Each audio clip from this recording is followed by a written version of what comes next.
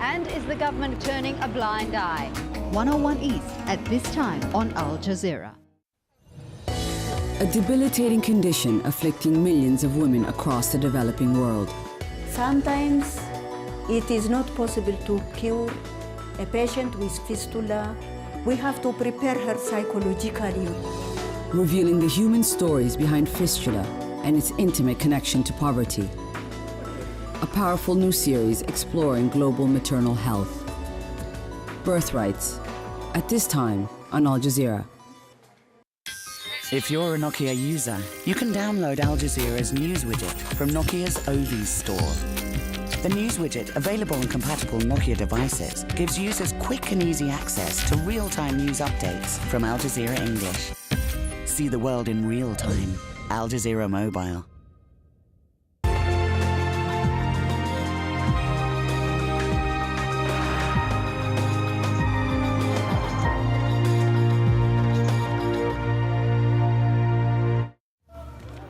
Fighting on the latest Libyan front line, both pro- and anti-Gaddafi forces claim they control oil-rich Breka.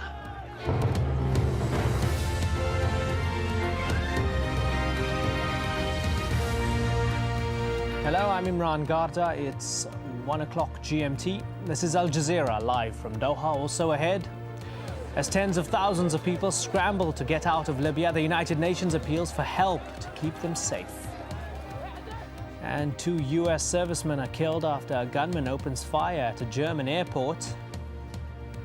Plus, Nobel laureate Muhammad Yunus is fired as managing director of his microfinance bank.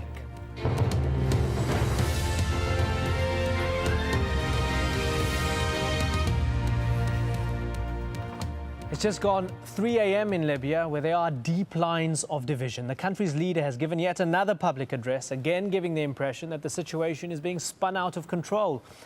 Muammar Gaddafi also warned against foreign intervention and vowed to fight until the last man. But his forces don't appear to be having much success.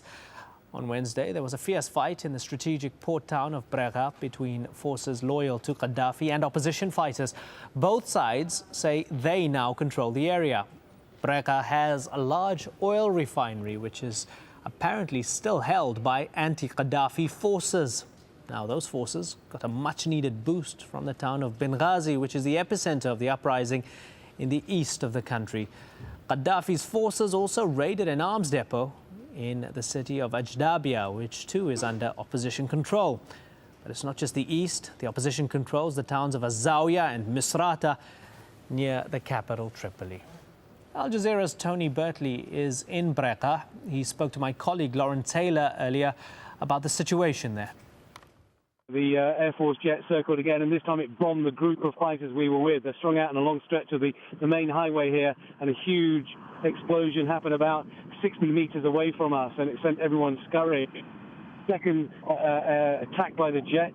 It's going to show that there's heavy fighting going on in the town of Brega. We can't exactly see what's going on. We've been told that something like 250 to 300 pro-Gaddafi fighters are inside the town, and they are surrounded, we are told. It is a little bit chaotic. It's a little bit confusing to get the exact details of what is going on, but that's the story they're telling us here. I have to say it's a little bit disorganized. There's a lot of weaponry around, but there doesn't seem to be much in the terms of leadership here directing them. But at the moment, flying around, we're glad to say, but it was a very near miss. Tony, yes, it does sound very close to you. Give us an idea of how many fighters you're with at the moment, and a bit more of the scale of the opposition movement there. Over 6,000 are coming. You're not exactly sure that what you're being told is actually what's going to happen, but that's what we've been told.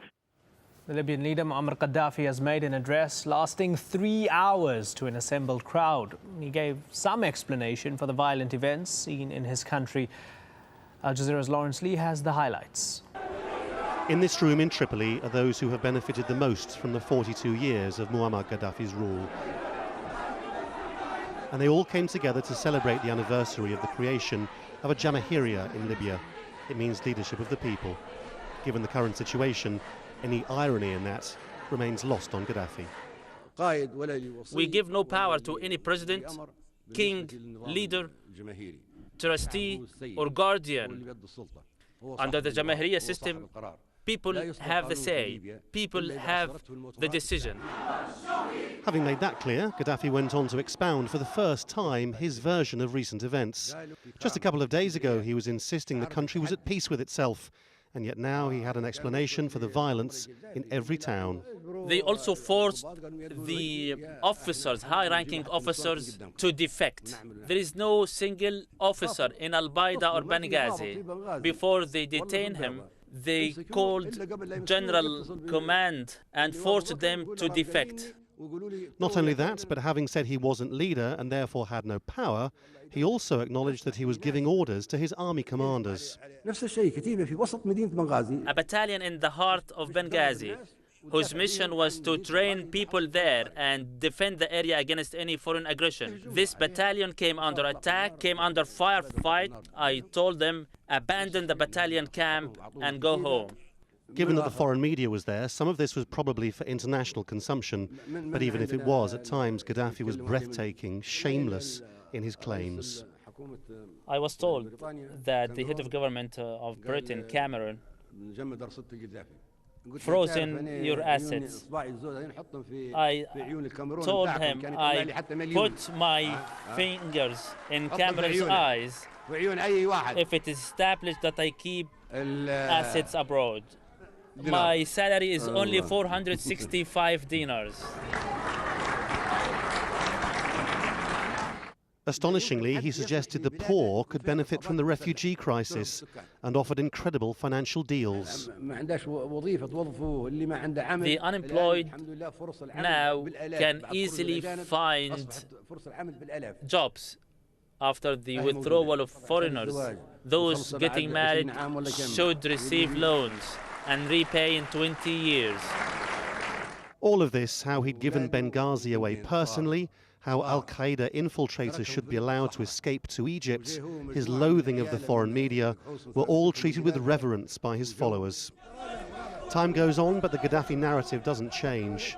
Compared to his first ranting address, this was far more relaxed. Even if he vowed to hand out millions of weapons and turn Libya into a new Vietnam if the revolution gathered pace. Whether that's a genuine threat or not, he has the look of a man who's expecting a protracted fight. Lawrence Lee, Al Jazeera.